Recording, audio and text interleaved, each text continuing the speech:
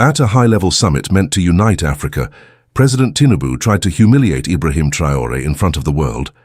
But what Traore did next changed everything. But before we continue, make sure you subscribe to this channel, a channel that reveals the power, dignity, and quiet strength of real African leadership. Rain fell softly against the tinted windows of Abuja's Nnamdi Azikiwe International Airport as a black military SUV rolled onto the tarmac. Ibrahim Traore stepped out slowly, wearing his uniform with silent confidence, boots hitting the wet, ground with deliberate calm. No words were exchanged, no gestures were made, only the sound of the rain and the unspoken understanding that this visit was not like the others. It wasn't diplomacy, it was a statement. The ECOWAS summit was supposed to be about unity, about rebuilding trust across West Africa, but no one believed in that anymore. Behind closed doors, alliances were shifting, old powers were tightening their grip. Whispers filled the Hilton conference halls. Nigeria, led by President Tinubu, was pushing for renewed sanctions against Burkina Faso, Mali, and Niger. And now, as Traore entered that space, every step he took echoed louder than the speeches that were yet to be made. His Minister of Foreign Affairs leaned in and whispered, "They say Tinubu called you a boy with a gun and no table to sit at." Traore didn't blink.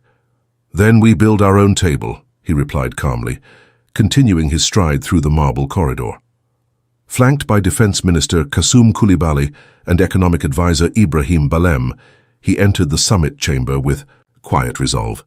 Delegates from Guinea and Mali nodded respectfully, but Nigeria's representatives, they looked away, eyes fixed on anything except the man they had already decided to isolate. President Tinubu stood near the center of the room, surrounded by polished suits and forced laughter. He did not greet Traore, not even a glance. Instead, he laughed a little louder as if to remind the room who still held the microphone. But across the aisle, Ibrahim stood motionless, tall, proud, composed. He leaned slightly toward his aide and whispered, "This summit will not be remembered for what is said, but for what is revealed." And at that moment, the real meeting began. The summit hall was draped in flags and gold trim, filled with the soft hum of translation headsets and the rustle of polished documents. Leaders took their seats at the long mahogany table, their nameplates gleaming under the soft light. Every movement was calculated, every glance a message. And yet, no one was ready for what was about to happen. President Tinubu adjusted his glasses, leaned forward to the microphone and smiled, but it wasn't the kind of smile that welcomed peace. It was sharp, laced with arrogance. "Leadership," he began, voice warm but eyes cold, "is not for boys in uniforms playing. Revolution, it belongs to those who have earned it through age, experience, and results." A ripple of forced laughter emerged from the Nigerian corner of the room. One aide stifled a grin, another quietly muttered, "Wow." Ibrahim Traore didn't move. His hands stayed clasped on the table, his face unreadable, but his eyes, sharp, steady, unwavering, locked directly onto Tinubu's. No blink, no smirk, just presence. And in that precise instant, something shifted. Tinubu paused mid-sentence, reached for a glass of water he didn't need. The confidence in his voice cracked just for a second. The silence that followed wasn't empty. It was heavy, the kind of silence that doesn't wait. It speaks. Across the table, Mali's Assimi Goïta leaned back, unimpressed. Guinea's Mamadi Doumbouya narrowed his eyes at the insult. It wasn't just a jab at Traore. It was a jab at every soldier who dared to stand for their nation without waiting for permission. As the session moved forward, voices returned to formality. Reports were read, statistics presented. But the tension lingered like smoke. Outside the chamber, journalists waited for sound bites. Inside, something more powerful had happened. Not a speech, not a vote, but a stare that rattled the most powerful man in the room without a single word. Later, as ministers gathered in the hallway, Burkina Faso's defense minister whispered, "He wants a reaction." Traore answered without looking up, "Let him keep talking." That evening, while many delegates dined under crystal chandeliers and toasted with imported wine, Ibrahim Traore walked alone through the dim hallways of the Hilton. His steps were deliberate, his mind sharp.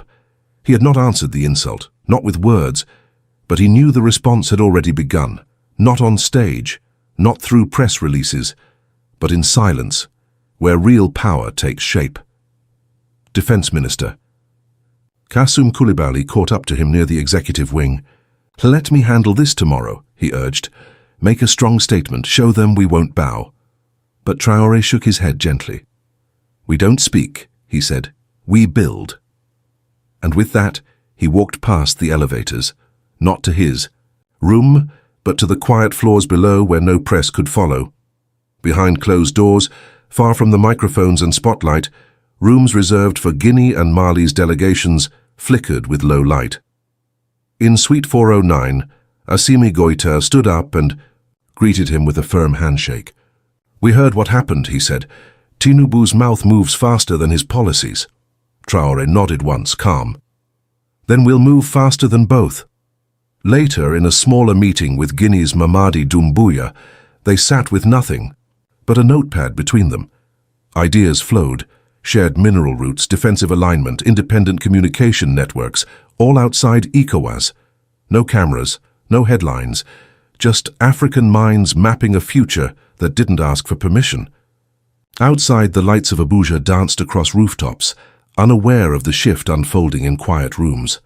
What began as a personal insult was becoming something far greater, an opportunity, an alliance not built on outrage, but on shared vision. Not sparked by retaliation, but by resolve. At 2 a.m, Traoré returned to his suite. His ministers rose, waiting anxiously. "No retaliation," he said softly. "Not tomorrow, not ever. We are not here to react to disrespect. We are here to outgrow it." By morning, the air inside the ECOWAS chamber was heavier than the day before. Delegates murmured cautiously, sipping coffee, glancing at their agendas, but no one spoke of the obvious, the insult from Tinubu, and the silence that followed. Ibrahim Traoré arrived precisely on time. No smile, no entourage, just presence. He sat near the edge of the chamber, far from the central table where Tinubu laughed the night before with foreign guests. The message was clear.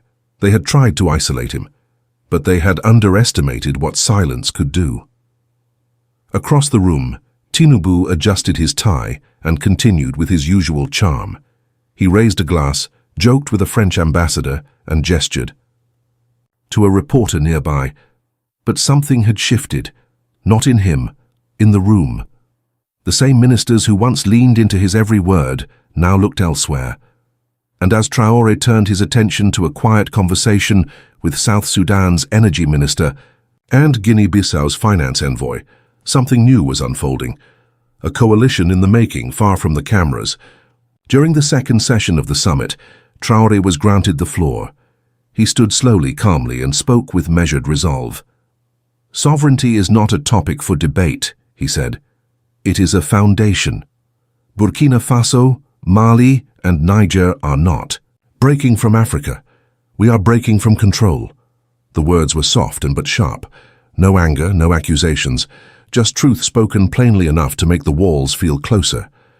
From the central row, Tinubu shifted in his chair. He raised a hand and interrupted, "Let the adults speak." The words sliced the room in half. A few gasps. One aide whispered, "Did he really say that?" The cameras zoomed in, a flash from the media pit. For a second, time froze. But Traoré did not respond. He didn't speak. He didn't even blink. Instead, he closed his binder, nodded once and sat back down. His ministers, fists clenched under the tablecloth, waited for a cue that never came. Because that was the cue: restraint, discipline, dignity. And in that silence, something irreversible happened. Not in politics, as in perception. The real shift wasn't in the words exchanged. It was in the way men listened. And in the moment Traoré sat down, the question on every leader's mind was no longer, "Is he ready?" It was, "Who is really in charge here?" At 8 a.m, while delegates were still drinking coffee in the hallways, President Ibrahim Traoré made an unexpected move. He requested a small emergency session, not in the main room but in a simple briefing hall behind the chamber. No one knew what it was about. But those who had been watching him closely followed without question. By 9, the room was full. Delegates from Guinea, Mali, Niger, Chad, and even observers from Algeria and South Sudan had taken their seats. The Nigerian delegation arrived. Last, looking confused. President Tinubu was not there. He had sent his trade minister instead, quiet, tense, uncertain. Traore stood at the head of the table. He didn't raise his voice. He didn't need to. He opened a black folder, removed 3 signed documents and placed them on the table. "This is not a speech," he said. "It is a decision." One by one, the leaders leaned forward. What they saw on those pages changed everything. It was a new trade agreement between Burkina Faso, Mali, and Guinea. It would take effect immediately. It was about minerals, transport routes, and defense support. And it was completely outside of ECOWAS. There were no French banks involved, no dependency on foreign currency, no approval from Abuja or Accra, just 3 African nations choosing their own direction, together. The Nigerian trade minister stood up, stunned. "You didn't consult ECOWAS," he said. Traore looked at him directly. "ECOWAS didn't consult us when they sanctioned our survival." The room went silent. Not one delegate spoke. Not one aide moved. Outside, the summit still carried on, as if nothing had changed. But inside that small room, the center of power had shifted. News travels fast in politics, but this time it moved faster than anyone expected. Minutes after the agreement was signed, someone knocked on President Tinubu's door. His aide rushed in, holding a phone with shaking hands. "Sir, it's done. They signed without you." Tinubu stood up, eyes wide. "What do you mean they signed? Signed what?" No one had the courage to speak, but the screen already showed the headlines. Burkina Faso, Mali, and Guinea launch independent trade. Packed outside ECOWAS. He stormed out of his room, ignoring cameras and staff, demanding to know how it happened. But it was already done, signed, witnessed, documented, and his name wasn't on any page. In the press hall, journalists were already preparing their microphones. At the center of the room stood 4 men in uniform, Traore, Goita, Doumbouya, and Chiani from Niger. No slogans, no shouting, just a calm statement that echoed louder than any protest. "We are not here to challenge," Traore began, "but to continue, with dignity." Journalists froze. Ministers whispered into headsets. Nigerian aides looked around, confused and embarrassed. It wasn't just about the documents, it was about the shift. ECOWAS had just been bypassed, not through war, but through will, in knee. That moment, Tinubu wasn't just late. He was no longer the one at the center of the room. And for a leader used to cameras and applause, that silence cut deeper than any speech. Behind sealed doors, the private leadership session of the summit began. No press, no cameras, just the heads of state, their top ministers, and the heavy air left by what had just happened. President Tinubu sat stiff, his hands gripping the edge of the table. Across from him, Ibrahim Traore sat still, calm, unreadable, unshaken. Tinubu didn't wait long. He leaned forward and spoke with a sharp voice. "Who do you think you are?" he said. "You embarrass this union. You defy order. You insult every principle ECOWAS stands for." Some ministers looked down. Others glanced at Traore, wondering what he would say, but he didn't flinch. He didn't raise his voice. He didn't even blink. After a long pause, he answered, steady, slow, and clear. "I'm a soldier," he said. "Who became a president, not the other way around?" Silence. Chairs creaked. A few ministers from Guinea and Mali shifted their posture. Something in the room had changed, not loud, but clear. Tinubu stepped back slightly, trying to keep his composure. "You don't understand diplomacy," he muttered. Traore looked at him again. "No," he replied. "I understand sacrifice. That's the difference." No one spoke after that. The moderator tried to move to the next point on the agenda, but the tone had already shifted. Every word that followed carried new weight. Every discussion from that point on was colored by what had just been said, and by what had not. When the doors finally opened and the leaders walked out into the hallway, one truth was clear to everyone watching. The balance had shifted. As the summit neared its end, the room slowly returned to routine. Papers were shuffled, translation headsets clicked, the moderator thanked the leaders for attending. Everyone began to prepare for departure, believing the most important moments had already passed. But they hadn't. Just as the final motion was read and the session was closing, one microphone, still live, captured something unexpected. It was Ibrahim Traore, leaning quietly toward one of his aides. His voice was calm. Unaware the mic was still open, he said just one sentence. "Africa doesn't need dominance," he whispered. "It needs dignity." For a moment, no one noticed. But a sound technician froze. The phrase had echoed through a few headsets still connected. Someone pressed record, and within minutes, the clip began to spread.